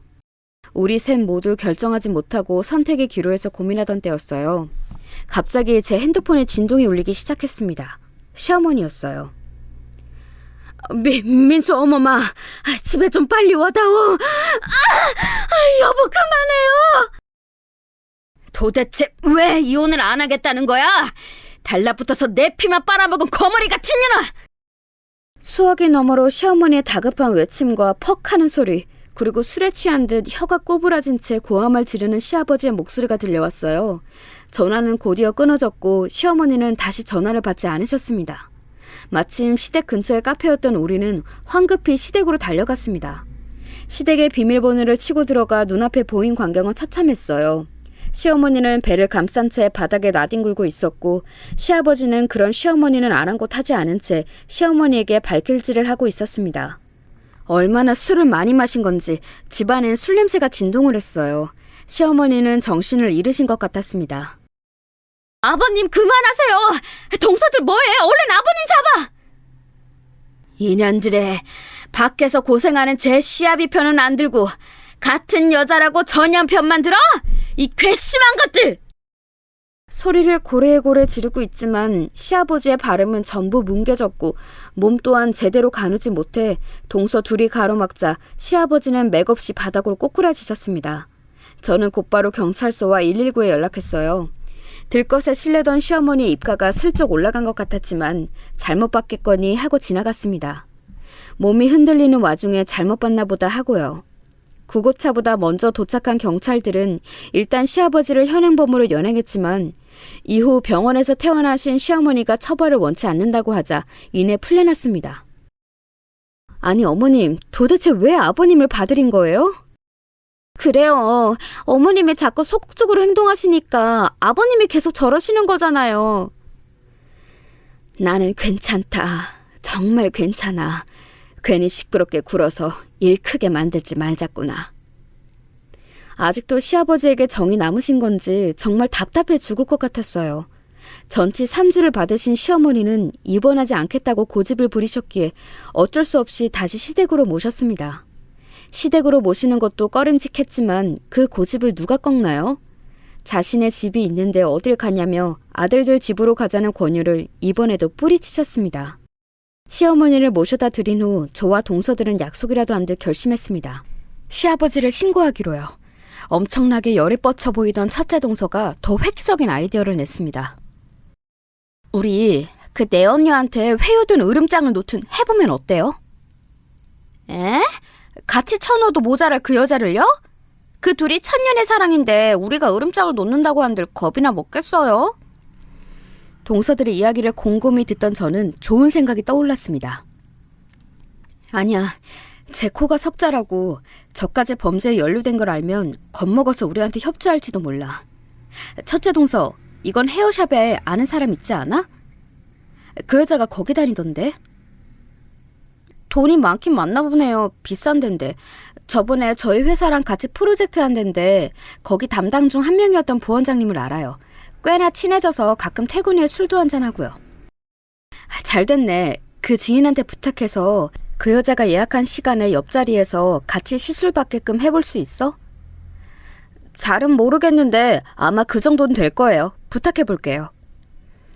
거기서 그 부원장님이랑 수다 떠는 척하면서 집안 이야기를 흘려 증거까지 다 모아서 그 불륜녀랑 시아버님 둘 다 신고할 계획이라고.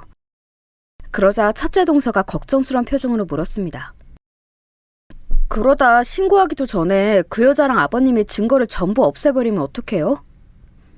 그건 걱정 마. 사설 탐정이 준 자료 중에 위조한 문서들의 복사본도 죄다 들어있었으니까. 괜히 비싼 데 아니었다니까.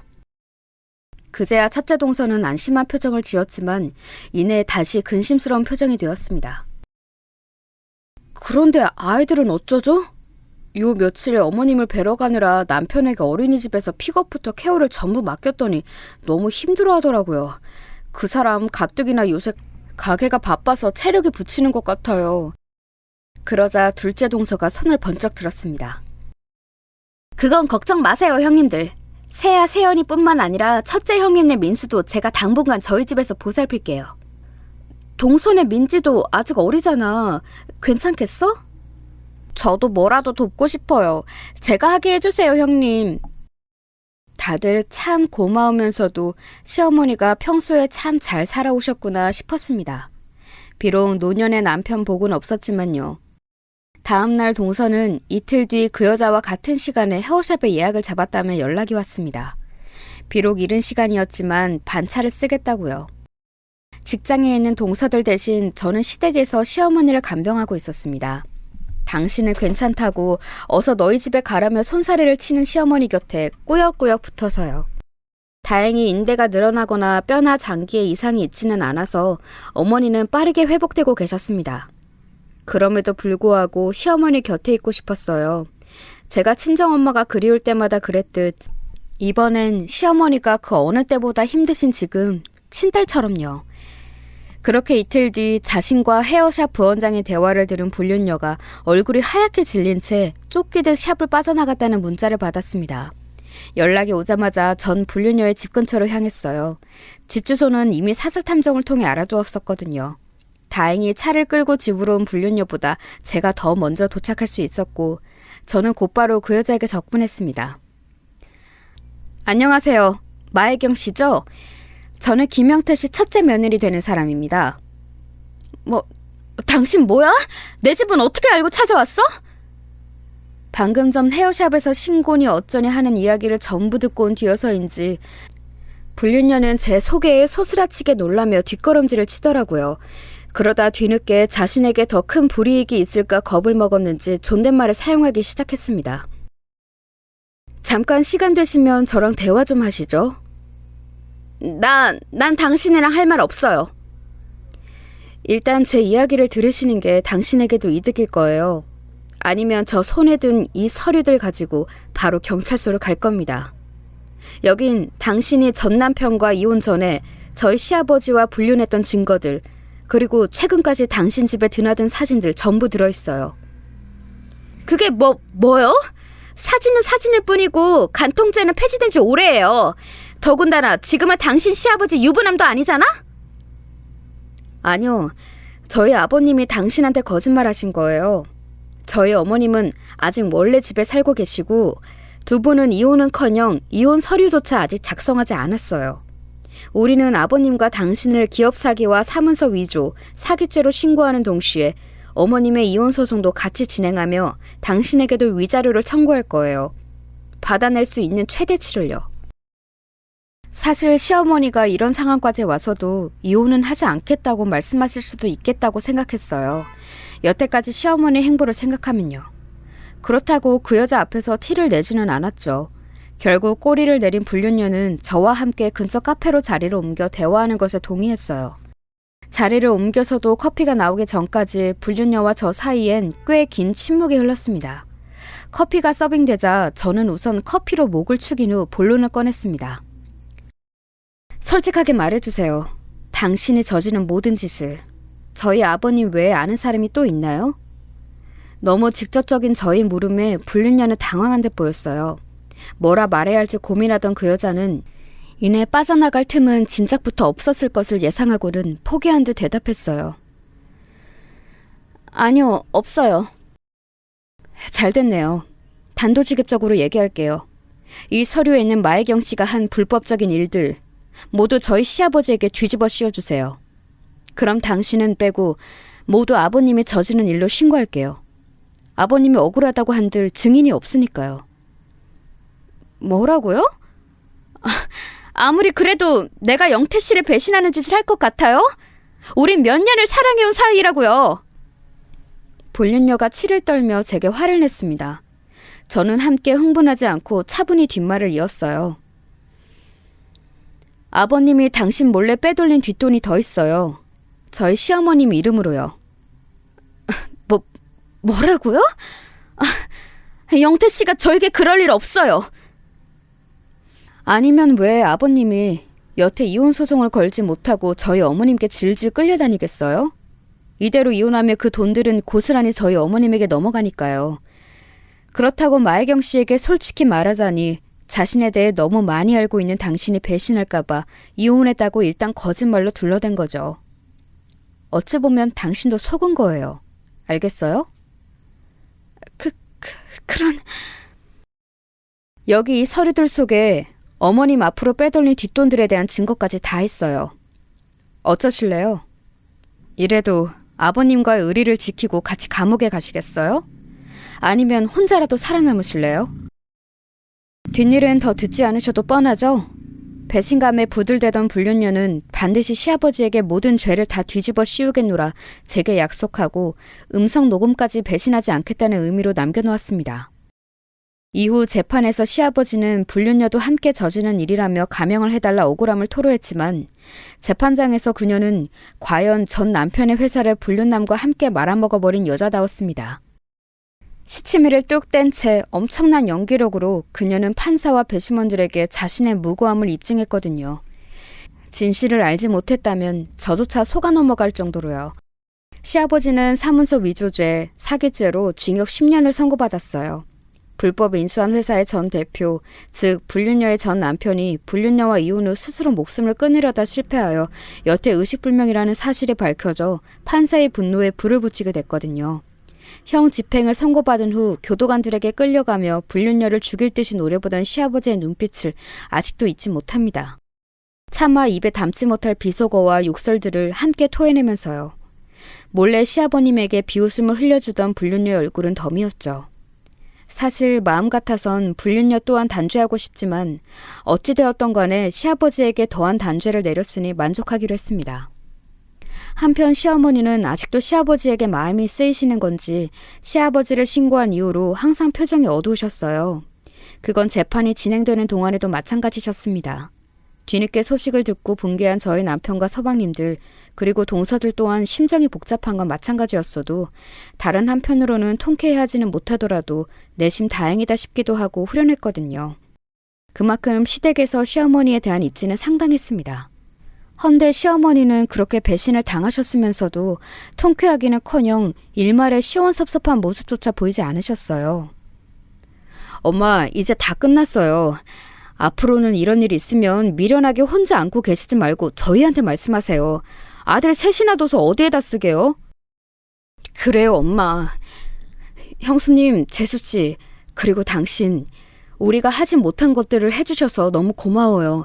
이 은혜는 두고두고 잊지 않을게요. 별 말씀을요. 어머님의 베푸신 것들의 반도 돌려드리지 못한걸요. 재판에서 나와 모두 시댁에 모여 차를 마시는 동안 남편과 서방님들은 우리에게 고마움을 표했습니다. 그러거나 말거나 저는 계속 표정이 어두운 시어머니가 계속 신경이 쓰였어요. 어머님, 이제 그만 아버님과 이혼하세요. 어머님께 못쓸 짓들을 하셨는데 왜 아직도 그렇게 쓸쓸한 표정이세요? 엄마, 아무리 살아온 세월이 같다지만 설마 아직도 아빠한테 미련이 남은 거예요? 남편이 쯧하고 혀를 내둘렀습니다. 저와 남편의 말에 다들 한마디씩 보태자 시어머니는 못 이긴 척 입을 여섰습니다. 그런데 웬걸 시어머니의 말씀은 정말 충격적이었어요. 내가 미련이 있긴 뭐가 있니? 내가 미쳤어? 조강지쳐 놔두고 딴 년이랑 몇 년을 붙어먹은 징그러운 양반한테 미련이 있게? 시어머니의 폭탄 발언에 다들 벙찌고 말았습니다. 저는 제 귀를 의심했어요. 그동안 이혼하라는 저의 종용에도 한사코 거부하시고 다른 곳으로 도망을 치지도 시아버지를 고소하지도 않고 조용히 괜찮다고만 하시던 그 시어머니가 하신 말씀이 맞는지 믿기지가 않았죠. 어머니, 그게 무슨 말씀이세요? 그럼 그동안 왜... 그 양반이 여자가 있다고 이혼하자고 달달 볶아댈 때부터 뒷조사는 이미 다 해놨다. 내가 일하는 건물 3층에 변호사 사무실만 2개야. 내가 월급도 받는데 뭐 필요한 게 있다고 민수 어머 너한테 그런 큰 돈까지 꿨겠니? 수임료랑 뒷조사 비용으로 수억 깨졌다 얘. 위자료나 톡톡히 뜯어내서 맨몸으로 쫓아내려고 맞았다는 증거도 무지하게 남겨뒀다 이 말이야. 나중에 이혼 소송 걸 때 확실한 증거로 삼으려고 집에 CCTV까지 설치했는데 자꾸 다른 집으로 가자고 하면 어떡하니? 거절하느라 혼났다 정말. 맞는 건 나한테 별로 일도 아닌데. 시어머니의 말이 무슨 말일까 잠시 생각하니 미처 떠올리지 못한 것이 있었습니다. 그건 바로 젊은 시절 시어머니가 꾸준히 했던 운동이라는 게 바로 복싱이라는 것이었어요. 시어머니는 취미로 배운 복싱에 재미가 붙어 여자 아마추어 경기에 나가 준우승을 한 경험이 있다고까지 말씀하셨는데 왜 그걸 잊고 있었을까요? 시어머님께선 스스로 방어하는 법을 아셨던 거죠. 이쯤 들으니 어이가 없어 헛웃음마저 나왔습니다. 너희 아버지 평생 펜 잡고 의자에서만 일하던 사람인데 술까지 취한 그 비실비실한 노인네가 휘두르는 주먹이 아프면 얼마나 아팠겠어.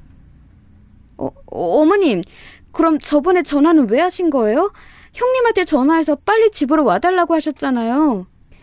슬슬 경찰에 신고했던 기록도 한 번은 남겨야 되니까 그랬지. 목격자들도 필요하고. 민수 어멈한테 연락하면 어멈이 어련히 알아서 신고할까 했다. 그때는 좀 제대로 얻어맞느라 고생 꽤나 했어. 시어머니는 그때 다쳤던 허리를 어루만지며 투덜대셨습니다. 시어머니의 말씀은 터무니없었지만 그래도 이제야 과거에 어머님이 왜 그렇게 행동하셨는지 조금씩 이해가 되기 시작했어요. 그래도 하나 풀리지 않은 의문이 있었습니다. 아니 근데 어머님, 어머님이 이혼 소송을 하시진 못했지만 어찌됐든 아버님은 벌을 받아 감옥에 가셨고 그동안 모으신 증거로 감옥에 계신 아버님께 이혼 소송을 걸면 위자료도 충분히 받아낼 수 있는데 왜 그렇게 표정이 안 좋으셨어요? 그 노인네가 멀쩡히 밖에서 회사를 잘 운영해야 죽을 때까지 위자료를 뜯어먹지. 지금 가지고 있는 걸로만 한 방에 털어먹고 끝나게 생겼으니 내가 아쉬워서 그런다. 몇 달을 공들였는데. 저희 어머님 참 대단하시지 않나요? 걱정했던 것이 무색하게 시어머니는 저희 생각보다 훨씬 영민하고 강하신 분이었습니다. 그걸 뒤늦게 깨달은 저희의 잘못이 크죠.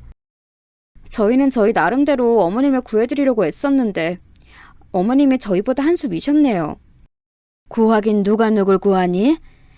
이 험난한 세상에 원래 자기 몸은 자기가 지키고 자기 몫은 자기가 챙겨 먹는 거다. 다들 명심해. 그 이후 저희 시어머니는 예정대로 감옥에 있는 시아버지에게 이혼소장을 보냈고 일을 하시던 건물에서 만난 변호사분들의 도움을 받아 크게 승소하셨습니다. 시어머니께 넘어온 회사의 지분은 삼형제에게 나누어 주셨고 이걸로 유산은 끝이라며 나머진 자신이 죽을 때까지 놀고 먹을 거라고 하셨어요. 물론 시어머니를 잘 아는 제 생각엔 그저 농담이신 것 같지만요.